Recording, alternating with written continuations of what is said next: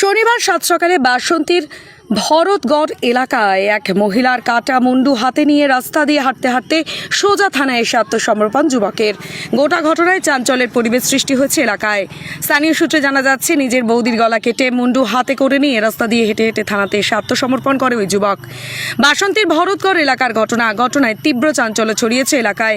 ঘটনাস্থলে বাসন্তী থানার পুলিশ দেহটিকে উদ্ধার করে নিয়ে আসে। তবে স্থানীয় বাসিন্দারা জানাচ্ছেন, মেয়েটির স্বামী 3 মাস আগে মারা গেছে।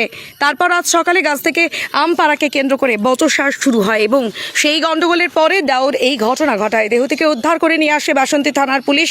গোটা ঘটনার তদন্ত শুরু করেছে বাসন্তী থানার পুলিশ। সকালে আমি রান্না করছি, হঠাৎ দেখি চিৎকার চেঁচামেচি হচ্ছে।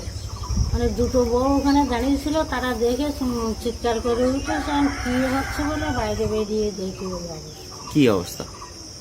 ওরা বলছে যে এইরকম মারা করে। আমি দেখিনি।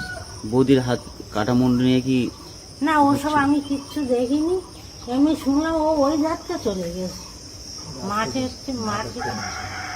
থেকে নিয়ে চলে গেছে। কি নিয়ে চলে গেছিল? ওই আমি দেখিনি, তবে যারা দেখেছে তারা বললো মুন্ডুটা হাতে করে নিয়ে চলে যাচ্ছে। আচ্ছা, মানে এ কি পারিবারিক কি অশান্তি থাকতো লেগে? ছিল, একটু ছিল, কিন্তু এতটা আমি বুঝতে পারিনি। আর আমি তো সব ঘটনা বলতে পারবো না। আমি এই কদিন হলো গরমের ছুটি করে তাই আসি। মানে আপনার বাইরে থাকেন? হ্যাঁ, মানে আমচুরি নিয়ে কি গন্ডগোল? হ্যাঁ, ওইটাই শুনেছি। কি নাম আপনার? আমার নাম তুলসী মন্ডল। প্রতিবেশী, তাই তো? হুম।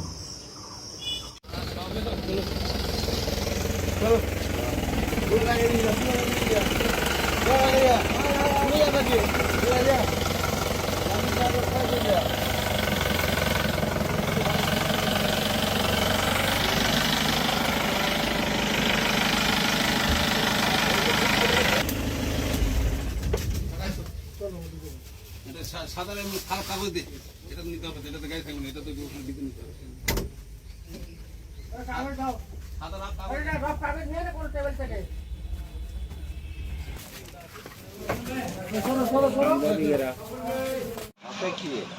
মুন্ডু দেখাবো না।